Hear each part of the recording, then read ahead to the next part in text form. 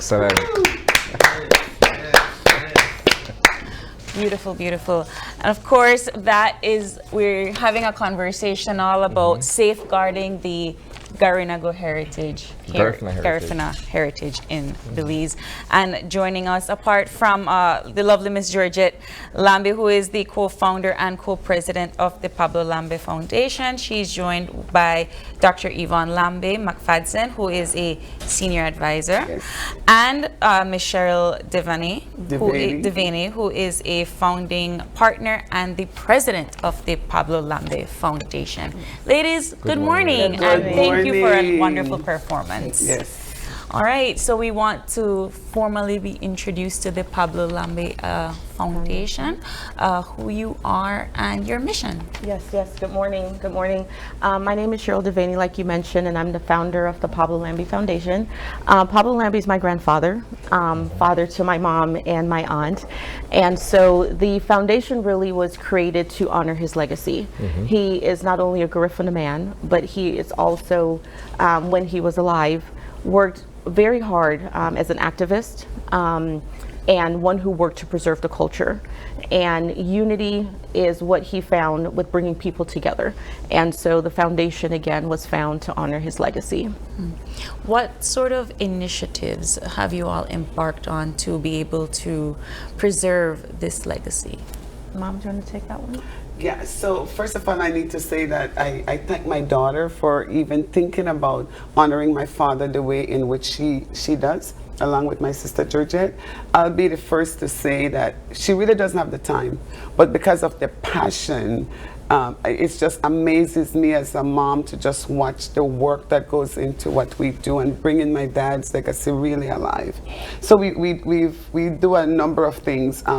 Primarily, it's through education. We want to uplift our Garifuna children through education to aspire to become the best of who they are, and not let having limited resources or no resources at all take away their dreams. And so we provide scholarships, and we'll talk about the statistics in a little bit. This is our third year. The first year we had 14, and Cheryl and my sister will tell you what the subsequent numbers are. But we provide scholarships, but we just don't give a scholarship, right? Once we select the recipients, and we could talk about selection process, it's rigorous and it's also closed. We don't even know the names of the kids when Cheryl sends it to us, because we do have an application process, and they write an essay. We don't know who these kids are, so it's really they earn it by their merit. She doesn't trust us because we're from Belize and we know last names, so we could kind of figure out who. Yeah, no, as she remove all the conflict out in the selection process. But once those kids are a recipient, they become a part of the Lambey family. Okay, we're gonna love on these children. We'll pour everything that we can into these children.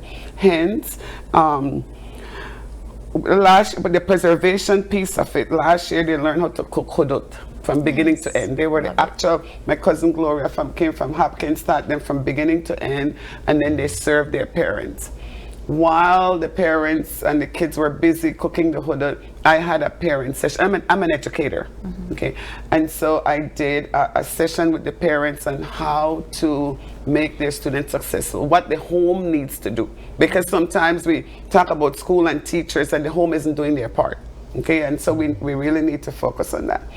And then the cultural preservation piece. You see my sister, she is really the heart of she takes on the heart of my dad. She's into culture. She's a composer, she beats the drum, she teaches song, and she does this in California too. That's like these two boys that she had them from their small. They came from California. And so that cultural preservation piece is critical to us, because one of the things that my dad always said was, "Ma blade a hame Garifuna de wo." Don't forget that. There's a song that she composed that I said was inspired by my father, even though he had passed, and all the messages are filled in that song. It's almost the national anthem of the family, that we shed a tear every time we hear that song, because it reminds us, and she used my dad's voice in that song that reminds us. So as his children, we are even, and grandchildren, and in-laws, we're becoming even more deeper rooted in who this man is. And as we do the work, because there's a lot of planning that goes on behind the scene, right? We try to connect with his spirit so that we represent him well and remove ourselves out of the equation. So it's a lot of work, I need to say. So because we give the scholarship, provide laptops to kids, because my daughter realized when these kids were applying for scholarship, Miss, I have to wait till I come home for you, she phone. That's when we know there's a technological need. Right. And so we filled that. Last year we started with uniforms. So there's a lot that we do. And a lot of work that goes behind it, because for the first year it was just us. You know, we a lot of sales, raffle, we have our books, we do our cups, and my niece is good in getting stuff going, but they're not good in sales. So you're the marketer. Yeah, she's a marketer. Whenever you see her, look out to buy something. So in LA, when they see me, they say, "There come the bully seller." And I said, "Is that a good thing or a bad thing?" Because I always tell them, "Look, don't forget our people. You know, this is how you support. You don't have to be there, but."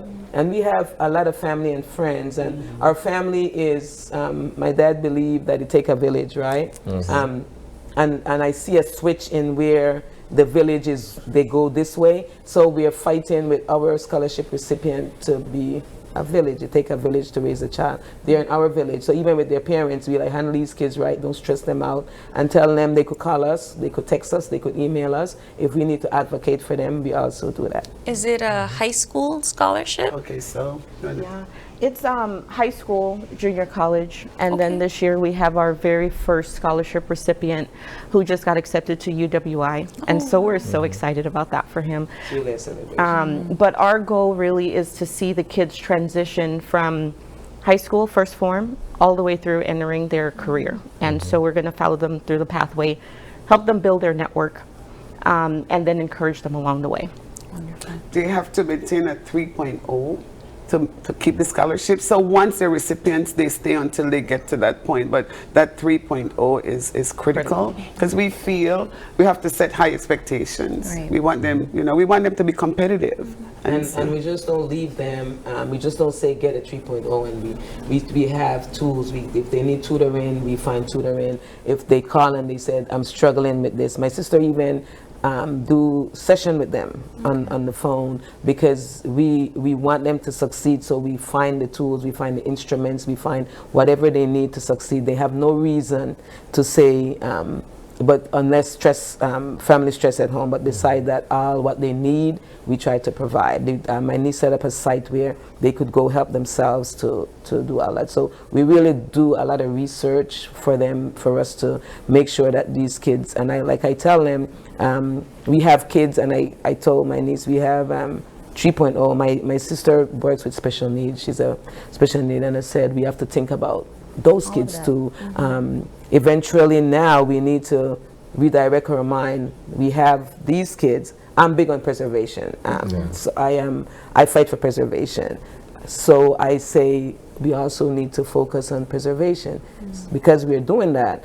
When my sister decides to do agriculture, if you plant, you eat, right? So you never go run out if you plant your own stuff.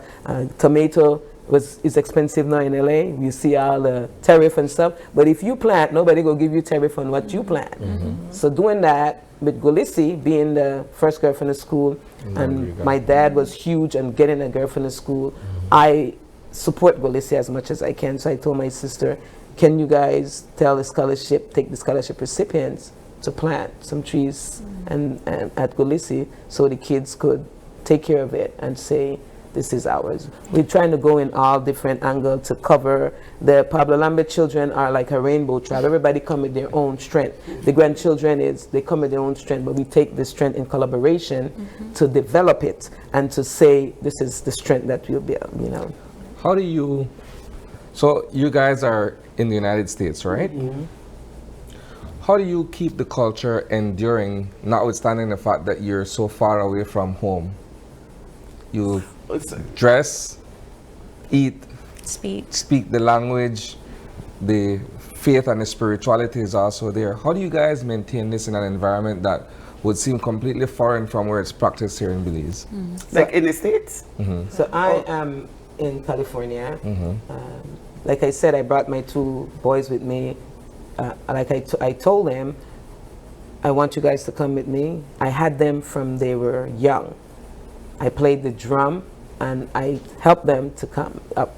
I reached a point that I couldn't do it no more. So I asked my other drummers that some of them was in my group before, you need to take them further now, but handle them right. So I keep my eyes on them. We perform a lot. We go, anytime they have event, I represented the Smithsonian Festival. I went to the Smithsonian Festival to represent the Belize people of LA to do my cultural stuff. I do go to St. Vincent for workshop 2 years in a row to preserve.